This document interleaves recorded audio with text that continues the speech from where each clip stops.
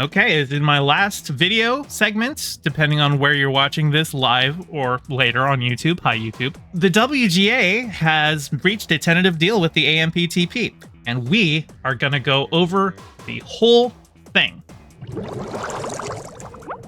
The WGA kindly set up a website, wgacontract2023.org, where we can see the whole thing. Now, this is a summary, and I've also got over here this is a 7-page PDF that goes over the original proposal on May 1st, what the AMPTP offered on May 1st, and the tentative agreement now.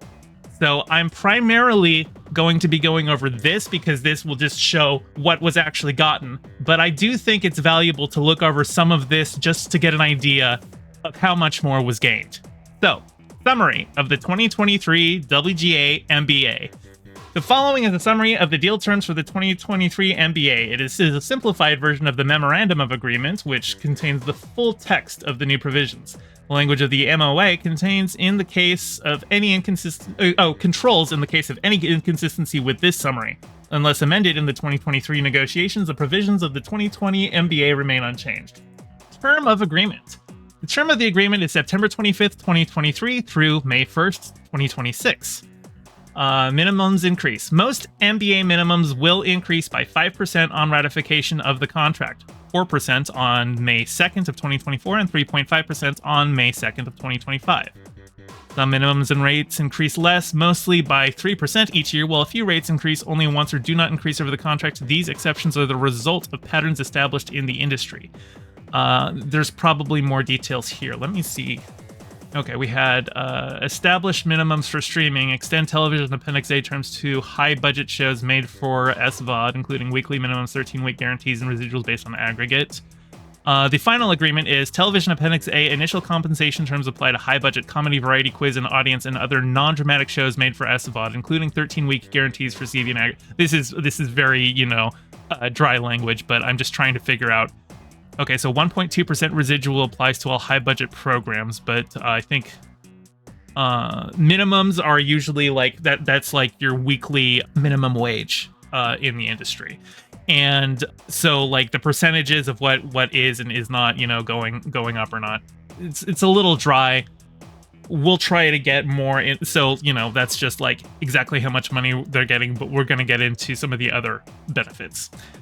Increased health and pension contribution rate. The health fund contribution on reportable earnings will increase 0.5% in the second year of the agreement, up from 11.5% to 12%. The Guild also has the right to divert an additional 0.5% in each of the second and third years of the contract from various minimum increases to either the health fund or pension plan. Increased health and pension plan contribution for writing teams. This is a big one. So writing teams, if you don't know, that is when you have, like, say, Roberto Orci and Alex Kurtzman were a famous writing team for quite a while. They did a lot of stuff for Bad Robot. I think they have separated ways quite a while ago. Alex Kurtzman is the current executive producer for all of Star Trek, and Bob Orci is not working on that, even though they co-wrote the first couple of Star Trek movies that J.J. Abrams directed. And for a long time, the writing teams have been basically treated as a single writer for purposes of pay in Hollywood, which means that they were getting half of the health and pension contributions that a single writer would. So here we go. Each writer on a writing team employed for a script will receive pension and health contributions up to the relevant cap as though they were a single writer rather than splitting the applicable cap. In addition, when a writing team is employed on a series, the contribution for each writer on the team will be made on the full weekly minimum instead of 1/2 of the weekly minimum. That means writing teams don't get shafted. They're getting paid as if they are individual workers. Okay, artificial intelligence. This is the big one. This is what people have been talking about. Let's take a look, shall we? We have established regulations. You know what? This text is too small. How's that? That looks better, don't you think? We have established regulations for the use of artificial intelligence on MBA-covered projects in the following ways. AI can't write or rewrite literary material, and AI-generated material will not be considered source material under the MBA, meaning that AI-generated material can't be used to undermine a writer's credit or separated rights. A writer can choose to use AI when performing writing services if the company consents and provided that the writer follows applicable company policies, but the company can't require the writer to use AI software like ChatGPT when performing writing services. The company must disclose to the writer if any materials given to the writer have been generated by AI or incorporate AI-generated material. The WGA reserves the right to assert that exploitation of writers' material to train AI is prohibited by MBA or other law. This is about as good a deal as you can get in terms of AI. It gives writers who want to use AI the opportunity to use it. I don't know why you would. I have, out of morbid curiosity, gone to ChatGPT and asked for writing prompts, and they're all dog shit. But this is basically 100% win. It gives writers the option to use it if they want, but it does not allow the companies to use AI to replace writers. Improved terms for screenwriter employment. Guaranteed second step. A second step is required whenever a writer is hired for a first draft screenplay for 200% of minimum or less, including original and non-original screenplays.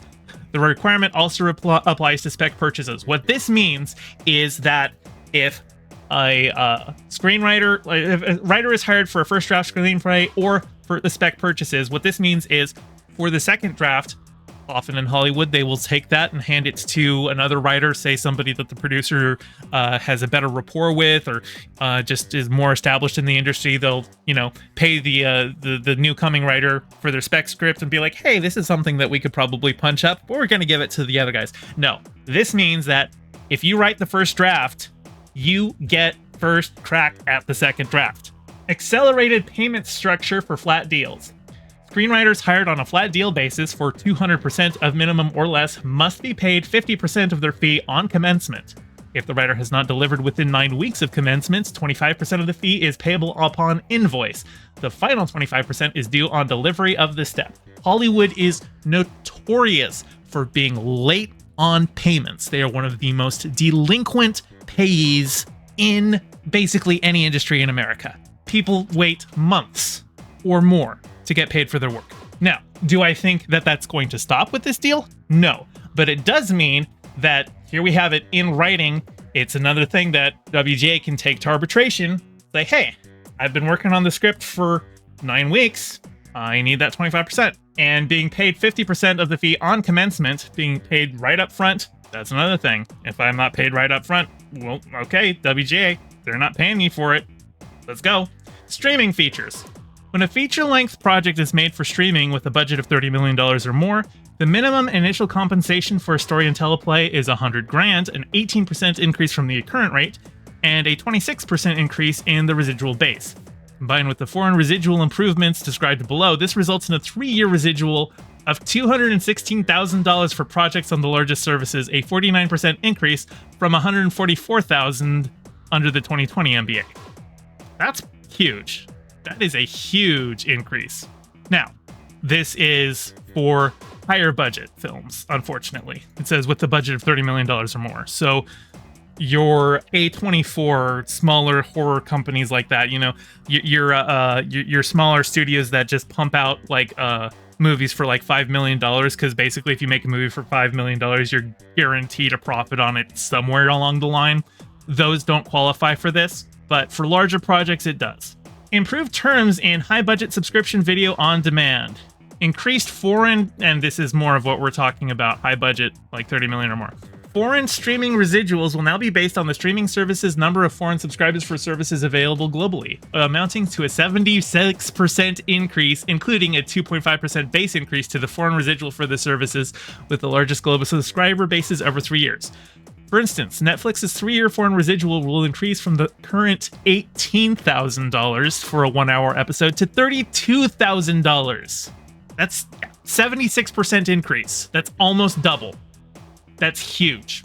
Viewership-based streaming bonus. The Guild negotiated a new residual based on viewership, made for HBS VOD series and films that are viewed by 20% or more of the service's domestic subscribers in the first 90 days of release, or in the first 90 days in any subsequent exhibition year, get a bonus equal to 50% of the fixed domestic and foreign residual, with views calculated as hour streams domestically of the season or film divided by runtime. Hey, okay, this right here was a proposal that I was seeing floated for how to calculate it, and I think that's a fair way to do it.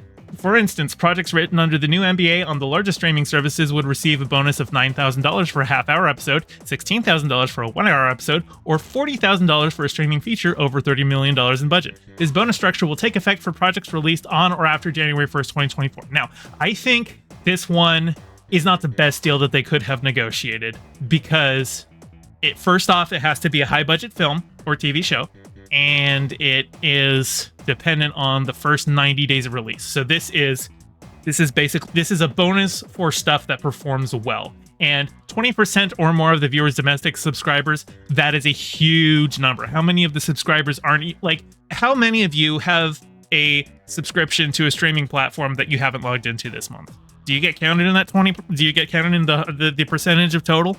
Do they take that just from, active viewers, or is that the total? Because all of these, it reminds me of when Kamala Harris said she was going to do student loan debt forgiveness for people who got a Pell Grant that are going to operate a business in an underserved community for 3 years or something like that. There are so many conditions here that it's probably not going to be paid out that much, unfortunately. So the numbers look nice, but all of those requirements there to meet it, I don't know how much this is actually going to be paid out. But for the people who did get it paid out, that's going to be nice. Streaming data transparency. The companies agree to provide the guild, subject to a confidentiality agreement, the total number of hours streamed, both domestically and internationally, of self-produced high-budget streaming programs, e.g. a Netflix original series. The guild may share information with the membership in aggregated form. This, I think, is not a W. This is far less than what they're asking for. Netflix has been notorious for keeping their viewership statistics completely private. Now, it's great that they're now able to share that with the guild under confidentiality, and you can get an aggregate of the data for the writers, but this information should be public. The fact that they are going this far to, even in this deal, make sure that this information is confidential and secret, they are hiding it because they don't want people to know how much these shows are being watched, because that would just be a great bargaining chip for the writers to say, look at how much this show, how many people watch this show. I should be being paid more for this show because of all these people who are watching this show. Under this deal, they can't do that. They can see the information, but it's confidential. So it's a step, but I want to see more on this one in 2026 when they've got their next negotiation. I want to see this opened up. Premium for pilot and backup scripts. 150% pilot premium and 115% backup script premiums will now apply to programs made for HBS VOD. So I actually don't know what a backup script is. I'm going to be honest. I know what a pilot script is, but 150% pilot premium just sounds like if you wrote the pilot episode, you get 150% more than your normal payment. Moving on. Minimum terms for advertising-supported streaming, AVOD. High-budget programs made for ad-supported streaming services, including FAST, get the same initial compensation terms as the equivalent programs made for subscription streaming services, including network primetime script fees for the highest budget series, as well as protections like span using the basic cable span cap of $375,000, and premium rates for pilots and backup scripts. These programs will also receive a 2% residual for reuse on the AVOD service. It feels like AVOD stuff should just fall under the same contract as broadcast television, right? Because it functionally is the same kind of a thing. Stuff made for AVOD that's on free streaming services, just ad-supported, which is effectively just watching TV. And I don't know what kind of parity this sees with broadcast television. So I, without knowing more, I don't know how good of a deal this is. Increased compensation for series employment, weekly pay and staff writer script fees. Weekly pay increases. The minimum weekly rates for staff writers and Article 14 writers, story editors, and executive story editors will increase by the overall minimum increases of 5%, 4%, 3.5%. The increases for staff writers go into effect immediately, and those for story editors and executive story editors go into effect the Sunday after ratification, so effectively immediately. Well, actually, no, I guess immediately means it's probably go into effect per the tentative agreement, and ratification means after the membership has all voted on it. Now remember, everyone's going back to work, but this deal is still needs to be accepted by the WGA membership. They need to vote on it. Writer-producer weekly rates. There will be a new writer-producer tier, co-producer level and above, that has a higher minimum weekly rate amounting to a 9.5% premium over the story editor and executive story editor rate. These rates will go into effect for new seasons that start 60 days after ratification. Writer-producer weekly minimums, term of employment up to 9 weeks, 11,000 per week. 10 to 19 weeks is 9,000 per week, and 20 weeks plus is 8,000 per week. Now, if you think making 8,000 a week is pretty nice, let's do the math on that. 8,524 times 20 divided by 4, that's 42 grand a week, or 42 grand a month. That is actually pretty nice. But let's so 170, 480. Yeah, that's actually, there you go. A writer-producer will be making a comfortable living in Hollywood, even if they've only got one show. That sounds pretty nice. And actually, hang on, let's see. For up to 9 weeks, let's see what a 9-week deal would be. 100 grand. Okay, that sounds like a good deal. Development room premiums. Writers of any title working in pre-greenlight rooms of at least 3 writers, including a pre-greenlight room between seasons of a show, will be paid premium rates. Oh, by the way, a pre-greenlight room means the show has not been officially ordered by the studio yet. It's still in development, but the studio hasn't said, yeah, we're going on that. But, you know, shows need some development time before they're greenlit anyway. So writers of any title working in pre-greenlight rooms of at least 3 writers, including a pre-greenlight room between seasons of a show, will be paid premium rates up to guarantees of 19 weeks. If writers are guaranteed 20 weeks or more, the premium doesn't apply. The development room rates will be 25% above the highest regular room rate. These rates will go into effect for new contracts beginning November 1st, 2023, assuming ratification in October. So development room premium rates up to 19 weeks. Okay, well, let's find out. Staff writers, 6,959 times 19, 132K. Story editor and executive story editor, 12978 times 19, $250,000. I'm not even going to do writer producer. That's a lot of money. That's pretty nice. Staff writer script fees. Staff writers must be paid script fees for the episodes they write. Yes, that sounds reasonable. Script fee, I think the script fee is an additional fee on top of their weekly minimums. Like if you watch an episode and it says written by, like that, even though the way writers' rooms work, like the entire team might break an episode, but then they give it to one person to assemble all of that into an individual script, they get a fee for that specific one. Staffing and duration provisions for episodic series. Development rooms, aka pre-greenlight rooms, and regular writers' rooms for television and HBS VOD series will now have requirements regarding the minimum number of writers who must be hired in the duration of their employment. This was a huge one. This is the minimum staffing for writers' rooms. This is one that, at the start, Hollywood, the AMPTP just outright rejected. But this is important. These new provisions go into effect for seasons where the first episode is written after December 1st, 2023, assuming ratification in October. Development rooms. Once 3 writers are convened before a series order, at least 3 writer-producers, including the showrunner, are guaranteed 10 consecutive weeks of employment. Development rooms where writers are guaranteed 20 weeks of work or more are treated as post-greenlight rooms. For these rooms on first season shows, the minimum staff size required will be 3 writer-producers, including the showrunner. For these rooms in the second or subsequent season of a show, the required minimum number of writers is determined by the anticipated episode order. Post-greenlight rooms. The following requirements are triggered depending on the number of episodes ordered, unless a single writer is engaged to write all episodes. Number of episodes, 6 or fewer. Minimum number of writers in writer's room, 3. Minimum number of writer-producers in writer's room, 3. And writer-producers get counted in the number of total writers. So every show is guaranteed 3 writer-producers. For 7 to 12 episodes, you get 5 minimum, and for 13 plus episodes, you get 6 minimum. Now, originally, I think they were asking for like under 12 episodes, they were asking for 6, and above 12 episodes, they were asking for 8. I expected that was going to be negotiated down. This seems like a fairly reasonable thing. And this part is actually pretty key, because we were seeing a lot of showrunners, and not by a lot, I mean 7. Variety did an interview with showrunners who were not willing to go on the record, who were saying that they did not like the required minimum room size, because they're like, no, I'm writing the whole thing. I don't want them to force writers on me. For those people, they're good.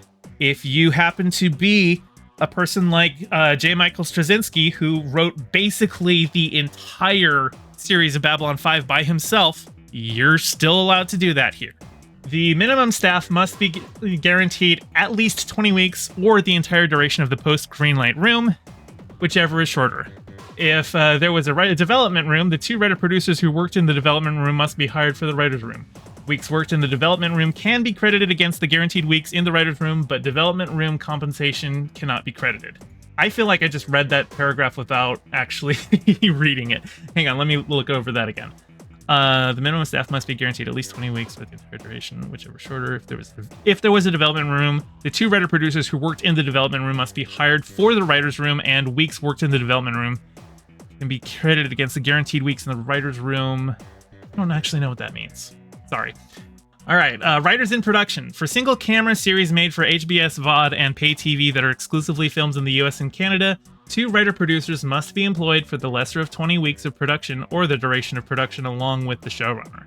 The 2 writer positions can be used for more than 2 writers provided that the total weeks worked by the additional writers adds up to the minimum required number for each position. Sorry, my brain is kind of turning into soup reading all of this. Give me a second here. So for single camera series made for HBS VOD, so like these are high budget streaming TV shows, and pay TV that are exclusively filmed in the US and Canada, they have to have at least 2 writer-producers employed for the lesser of 20 weeks of production or the duration of production, along with the showrunner. So showrunner, I think, gets counted as a writer-producer for the total of 3 writer-producers, and what this is saying is that for these streaming shows, the other 2 guaranteed staff writer positions have to be paid for the duration of the show's run up to 20 weeks. If it's longer than 20 weeks, they're guaranteed at least 20 weeks. Improved options, exclusivity, and span protections. The salary limit under which options and exclusivity protections apply will increase from $325K to $350K as of May 2nd. Span protections will be expanded to cover more writers working on short orders by increasing the cap on earnings from $400K to $450K for basic cable, remaining at $375K, and by extending span protection to writers on limited series for contracts made 30 days after the ratification date. I don't really know what span protection is.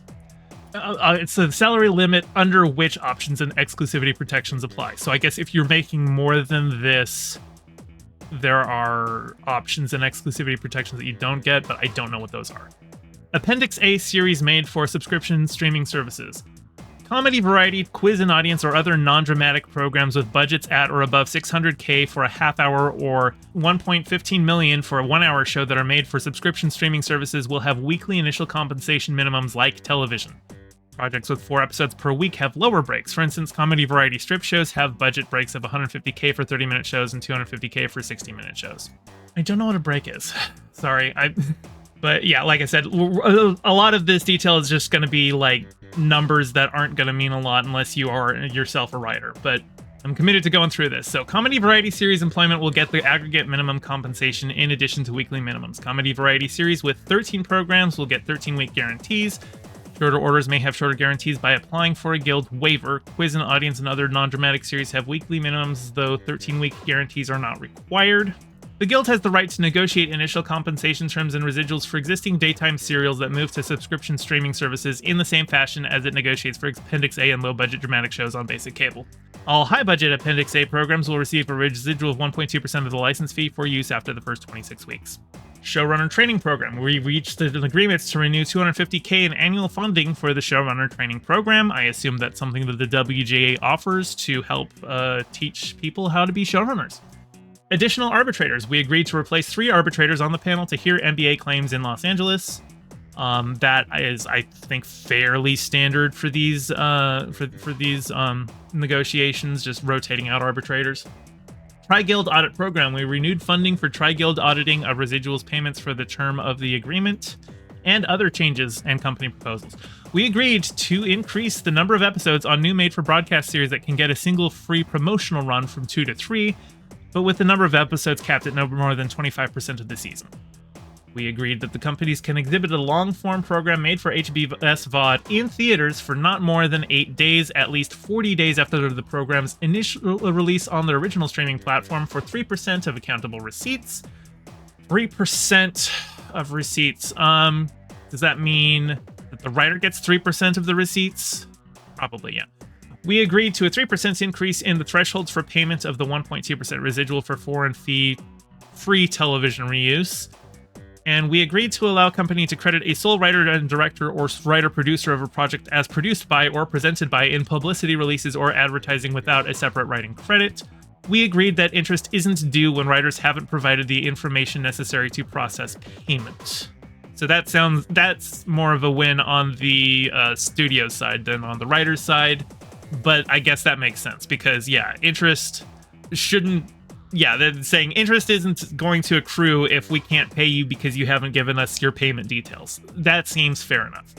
Now, that's almost everything they were asking for. We've got here, this is the initial proposal, what the AMPTP had counteroffered, and then the final agreement. Basically, everything they asked for, they got. But there was one thing that I noticed that they still have been rejected. Minimums in post-production. MBA weekly minimums during post-production. They rejected our proposal, refused to make a counter, still rejected our proposal. Guild will continue to pursue arbitration claims for any writer not paid weekly minimums during post. Now, you might be asking, why do you need a writer during post-production? Post-production is after they've finished filming. Post-production is the editing process. Well, there are reshoots, and reshoots require rewrites. And rewrites require writers, and writers require payment. So that one they still didn't get, but the guild will be pursuing arbitration claims.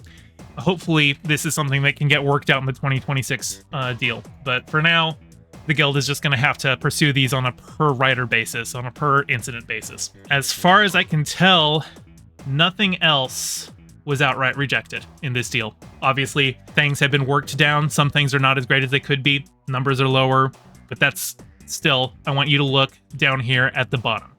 So, WGA proposal as of 5/1/23, the estimated value of deal.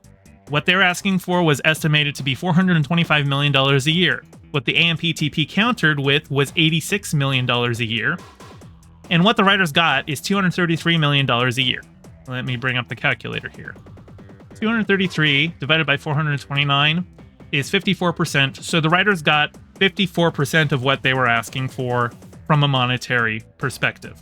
That could sound bad, but I want you to look at it from the other way. 233 divided by 86. The studios gave 2.7 times what they initially offered. And I'll also point out, actually, let's do the difference here. 233 minus 86. So the studios are giving them $147 million more per year than what they were asking for. And all it took was a 146-day strike in which the studios lost billions. If the studios had given them everything they were asking for at the beginning, the $425 million a year, they would be making out better than they are right now with this deal that's the compromise.